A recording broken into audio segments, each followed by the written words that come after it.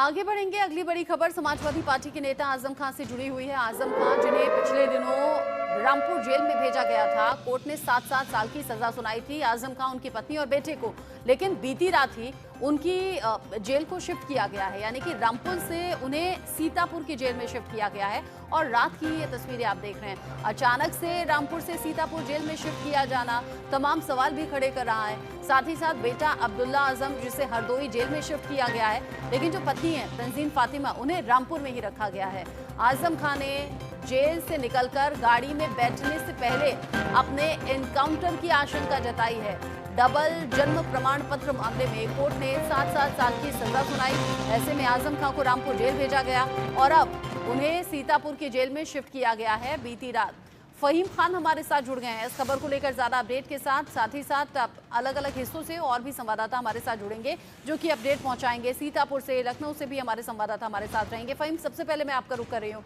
Rampur jail में shift किया गया, पहले तो इतनी गुंजाइश भी नहीं छोड़ी कि किसी भी तरह का टाइम पीरियड बीच में बचे।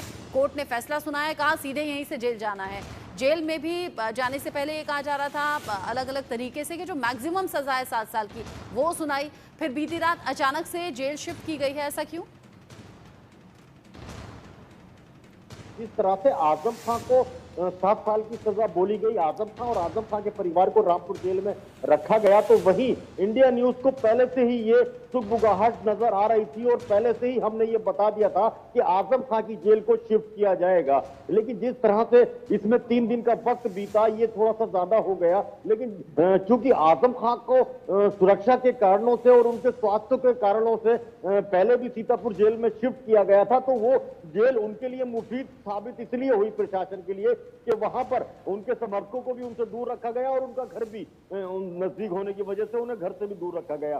क्योंकि आजम खान का जो घर है मात्र जो है वो 20 फीट की दूरी पर उनका घर स्टार्ट हो जाता है जेल की दीवार से। दूसरी बात, यह रामपुर में समर्थकों का जमावड़ा भी बहुत रहा, तो इस लिहाज से भी इस शिफ्टिंग को होना ही था। लेकिन जेल में शिफ्टिंग होने का जो वक्त था वो थोड़ा सा अलग कह सकते हैं, क्योंकि 4:40 पर अंधेरे में जब आजम खान और उनके बेटे को जेल की गेट से निकाला गया, तो चूंकि सुगबुगाहट पहले थी, हमें अंदाजा भी था, इसलिए हम लोग डेरा लगाए हुए थे। और जैसे ही उनको बाहर निकाला गया तो आजम खान ने एकदम से जो गाड़ियां लगी, फोर्स आई, तो उन्होंने कहा कि मेरा एनकाउंटर हो सकता है, हमारा एनकाउंटर हो सकता है, क्योंकि उनका बेटा भी साथ में था। और जिस गाड़ी में उनको बिठाने की कोशिश की जा रही थी, मृत वाहन था वो, उसमें उन्होंने बैठने से इनकार कर दिया और यहां तक कहा कि मेरे हाथ पैर तोड़ दो, मैं इसमें नहीं बैठूंगा।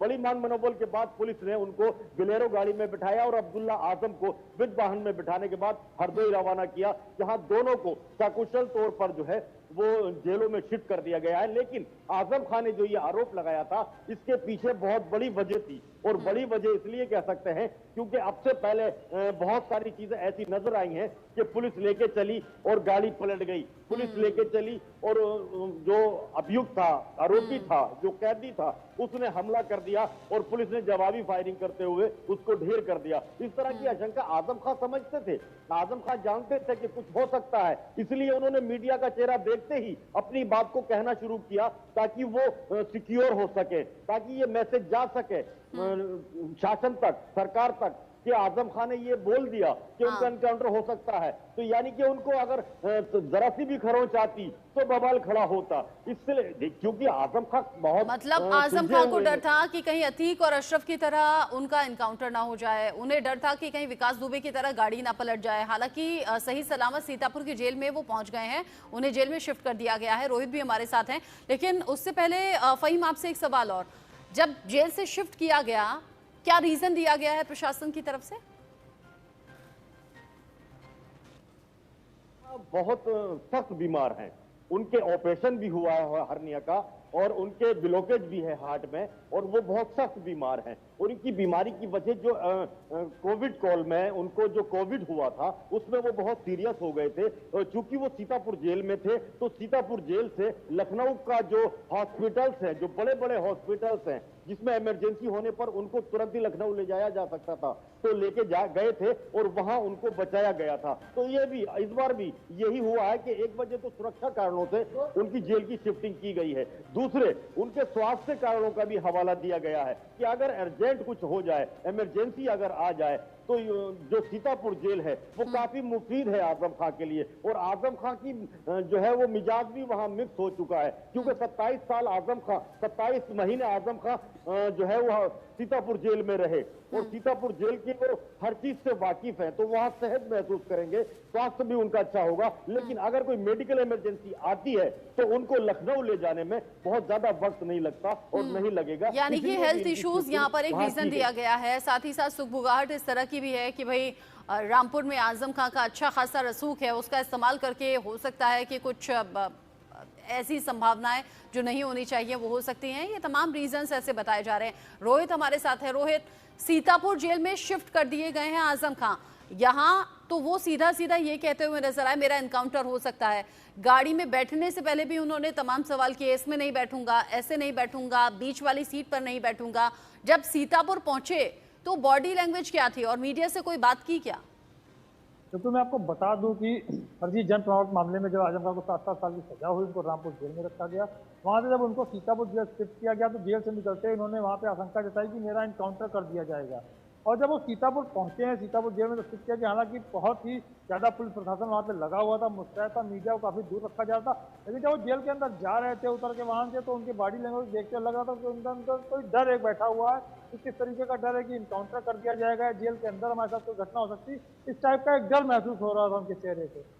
जी एनकाउंटर का डर है और यही डर वो अपना साझा करते हुए मीडिया से नजर आए। और आजम खां ये बेहतर तरीके से जानते हैं कि जब जब मीडिया के कैमरे उनके सामने हैं तो कैसे उन्हें अटेंशन देने हैं, कैसे अपनी बात कहनी है और कैसे अपनी बातों से सनसनी पैदा करनी है।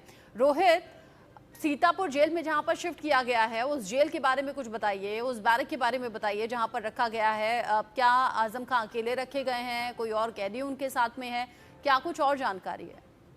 बिल्कुल, मैं आपको बता दूं, हालांकि जेल प्रशासन ने कोई अभी इसका खुलासा नहीं किया है, लेकिन जो जानकारी सूत्रों से मिली, आजम खां पहले भी 27 महीने सीतापुर जेल में पूरे परिवार के साथ रह चुके हैं।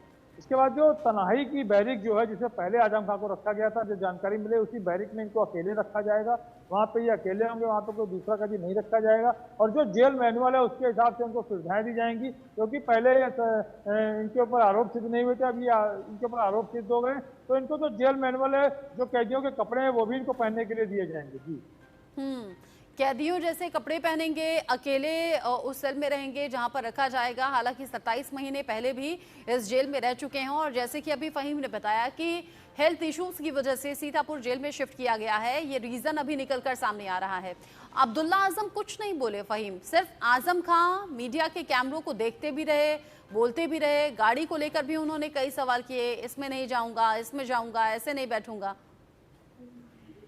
जी बिल्कुल, देखिए मैं आपको बता दूं कि आजम खां सजा होने के बाद जब जेल आए थे तो उनके चेहरे पर एक चिंता थी और बहुत उदासी थी उस वक्त, क्योंकि हम उस टाइम भी उनको फेस कर रहे थे, उनको कवर कर रहे थे और लगातार हम जेल पे अभी भी उनको इसी वजह से कवर कर रहे थे कि उनको शिफ्ट किया जाएगा। तो जिस तरह से उनको बाहर लाया गया, जैसे कि वो बैरक नंबर 1 में थे तो आजम खां को 338 नंबर कैदी नंबर दिया गया था, तंजीम फातिमा को 339 नंबर कैदी नंबर दिया गया था, तो अब्दुल्ला आजम को 340 नंबर का कैदी करार देकर उनको वही ड्रेस पहनाकर उनको रखा गया था। तो जिस तरह से जब वो बाहर आए हैं तो वो सामान्य कपड़ों में थे और उसमें जो कैदी वाली उनकी वर्दी थी वो नहीं थी। बाहर आने के बाद हमने देखा कि आजम खां के चेहरे पर जरूर बदहवासी थी और उनके चेहरे पर ये खौफ भी था कि कोई बड़ी अनहोनी या कोई चीज उनके साथ ना हो जाए। यही वजह थी कि उन्होंने हमें देखा और देखते ही अपनी बात तड़ाक से कह दी।